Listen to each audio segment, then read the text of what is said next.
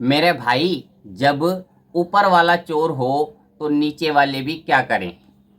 मेरी बात कड़वी लगी ना, तो सुनिए और सबसे पहले इस वीडियो को देखिए। कि जैसे मैं बनारस में ड्यूटी लगी मेरी, तो वहां मुझे 390 रुपए पर डे के हिसाब से मिलता है। 90 रुपए उसमें हमको घूस देना पड़ता है।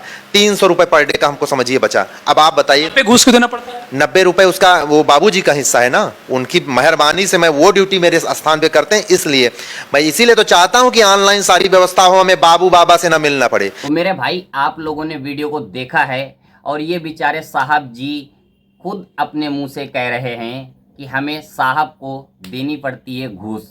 ठीक है, 90 रुपये घूस देनी पड़ती है। ठीक है।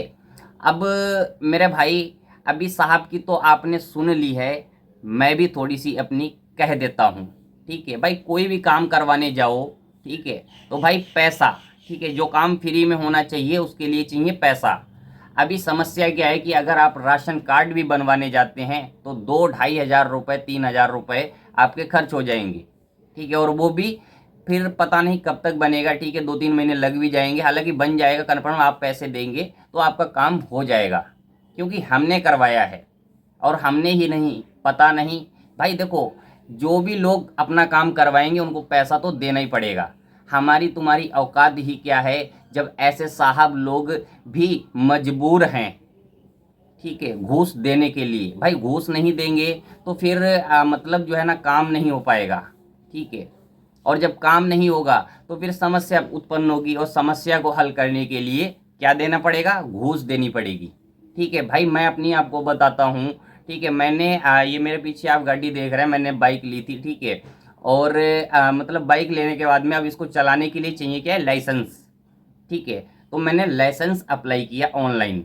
मतलब ऑनलाइन अगर बात करें तो सारे खर्चे की अगर हम बात करें, अगर आप ऑनलाइन लाइसेंस बनवाते हैं और खर्चे की बात करते हैं, तो यही कोई मतलब 1,000 रुपये के अंदर बन जाना चाहिए लाइसेंस। ठीक है मेरे भाई, मैंने ऑनलाइन अप्लाई किया। ठीक है, 3,000 रुपये खर्च कर दिए। ठीक है, 3,000 रुपये, और अपने ज़िले से ही बनवा रहा था। लेकिन समस्या क्या हुई कि जब मैं टेस्ट देने के लिए गया, ठीक है, तो मैंने 2 बार टेस्ट दिया। ठीक है, और दोनों बार मुझे रिजेक्ट कर दिया गया, कुछ ना कुछ कमी निकाल के। जबकि भाई मैंने बड़े हिसाब से गाड़ी चलाई, वहाँ पे दिखाया दिखाया चला करके वहाँ पे, ठीक है, टेस्ट दिया, लेकिन फिर भी मुझे फेल कर दिया गया।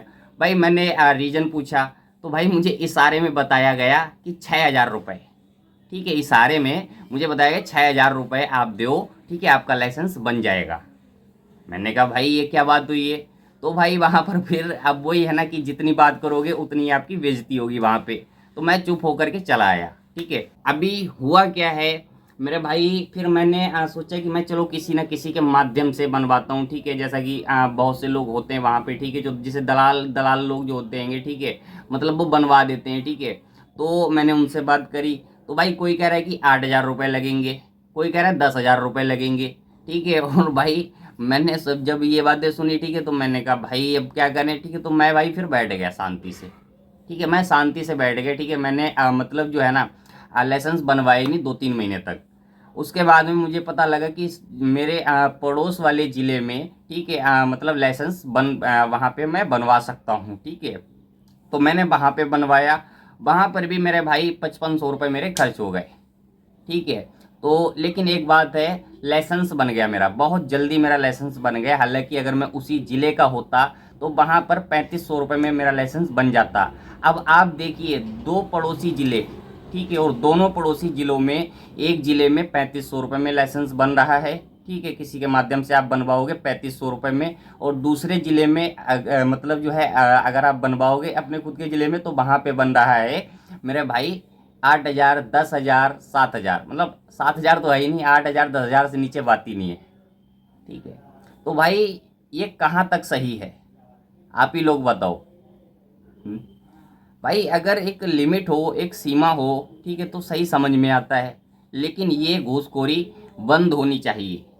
ठीक है, और इसके ऊपर मैं यही कहूँगा कि भाई देखो, प्रधानमंत्री जी से भी मैं यही कहूँगा, ठीक है, कि आप एक बार स्ट्रांग होकर के, ठीक है, और एक बार जो है ना, अपने विषय में भूल जाओ। ठीक है, अपने विषय में ना सोचो, एक बार अपने परिवार के विषय में सोचो। परिवार कौन है आपका, ये जनता, देश की जनता ही आपका परिवार है। एक बार अपने परिवार के विषय में सोचो, ठीक है। और फिर जब आप परिवार के विषय में सोचोगे तो फिर ऑटोमेटिक ही सारी चीज़ें अपने आप सही होने लग जाएंगी, ठीक है भाई। वीडियो को ज़्यादा से ज़्यादा शेयर करें, लाइक करें, अपना विचार कमेंट करें, ठीक है। धन्यवाद मेरे भाई।